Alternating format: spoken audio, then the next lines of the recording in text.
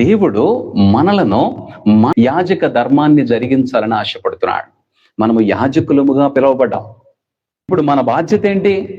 దేవునికి ఉదయము సాయంత్రము ఆఫరింగ్ ఇవ్వాల్సినటువంటి బాధ్యత ఇప్పుడు మన మీదే ఉంది. ఈ ఆఫరింగ్స్ దేని కొరకు అని చెప్తాడు తెలుసండి? అక్కడ ఇజ్రాయేలీల సమాజము కొరకు. హల్లెలూయా. నీకు ఒక్క కుటుంబం కొరకే కాదు, సమాజము కొరకు, క్రిస్టియన్ సమాజం కొరకు మనము ఉదయము సాయంత్రము దేవునికి ధూపము వేసేటువంటి వ్యక్తులుగా ఉండాలి. అది దేవునికి ఇష్టమైంది. అంతేగాని దేవుని దగ్గరకు వచ్చినప్పుడల్లా ఇక మొదలు పెట్టంగానే ఇంకా ఇదిగో నాకు ఇది ఇవ్వు, నాకు ఇది ఇవ్వు, నాకు ఇది ఇవ్వు, అది దేవునికి చాలా ఇబ్బందికరంగా ఉంటుందమ్మా. దేవుని ఉద్దేశం ఏంటంటే ఇజ్రాయేలీల సమాజం అంతటి కొరకు అహరోనుని నేను ప్రతిష్ఠ చేస్తున్నాను కాబట్టి అతడు ఉదయము సాయంత్రము అర్పించేటువంటి ఆ అర్పణలను బట్టి నేను వారి మధ్యలో ఉంటాను అని సెలవిచ్చాడు. ఇజ్రాయేలీల మధ్యలో ఉంటానన్నాడు.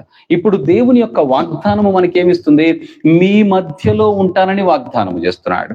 సో నువ్వు మందిరానికి వచ్చినప్పుడు మాత్రమే ఆరాధన కాదు, నీ గృహములో ఉదయము సాయంత్రము నిశ్చయముగా దేవునికి ఆరాధన చెల్లించేటువంటి వ్యక్తిగా ఉండాలి. యేసుక్రీస్తు ప్రభువారు ఏం చేస్తున్నారంట? ఇప్పుడు ఆయన అక్కడ రక్తము బలిగా అర్పించవలసినటువంటి అవసరం లేదు. సో ఇక్కడ వాక్యం ఏమని మాట్లాడుతుంది? మనకు నిరంతరము యాజకుడై ఉన్నటువంటి ఎవరంట ఆయన? నిరంతరము యాజకుడు ఎవరు? యేసుక్రీస్తు ప్రభువారు. మన నిరంతరము ఉన్నవాడు కనుక మార్పు లేని యాజకత్వము కలిగిన వాడు ఆయన. ఈయన తన ద్వారా దేవుని యొద్దకు వచ్చి వారి పక్షమున విజ్ఞాపన చేయుటకు నిరంతరము జీవించుచున్నాడు. హల్లెలూయా. వారిని సంపూర్ణముగా రక్షించుటకు శక్తిమంతుడై ఉన్నాడు. సంపూర్ణముగా రక్షించుటకు శక్తిమంతుడై ఉన్నాడు. హల్లెలూయా. ఇప్పుడు యేసుక్రీస్తు ప్రభువారు మనకు ప్రధాన యాజకుడిగా తండ్రి పక్షములు ఉన్నాడు. నిరంతరము మన కొరకు ఏం చేస్తున్నాడు? అక్కడ ధర్మశాస్త్ర ప్రకారంగా ఉదయము సాయంత్రము ఏదైతే అర్పించమని చెప్తున్నాడో ఆ అర్పణ యేసు ప్రభువారు నీ నిమిత్తము నా నిమిత్తము, అంటే తనను ఎందరు అంగీకరించారో తనను ఎందరు ఒప్పుకున్నారో వారందరి నిమిత్తము దేవుడు నిరంతరము యాజక ధర్మాన్ని జరిగిస్తూ ఉన్నాడు. ఇప్పుడు మన బాధ్యత ఏంటి? ఆయనేమో పరలోకములో ఉన్నాడు, దేవునికి యాజక ధర్మాన్ని చెల్లిస్తూ ఉన్నాడు. నీ నిమిత్తము నా నిమిత్తము ప్రార్థన చేస్తున్నాడు. మనల్ని నిశ్చయముగా రక్షించుటకు శక్తిమంతుడై ఉన్నటువంటి దేవుడై ఉన్నాడు. ఆయన యాజకత్వములో ఎక్కడా కూడా అశ్రద్ధ గాని నిర్లక్ష్యము గాని మనకు కనపడదు. కానీ భూమి మీద ఉన్నటువంటి మనము ఉదయము సాయంత్రము దేవునికి స్తుతి యాగమును అర్పించినప్పుడు దేవుడు స్పష్టంగా చెప్తున్నాడు, నేను మీ మధ్యలో ఉంటాను.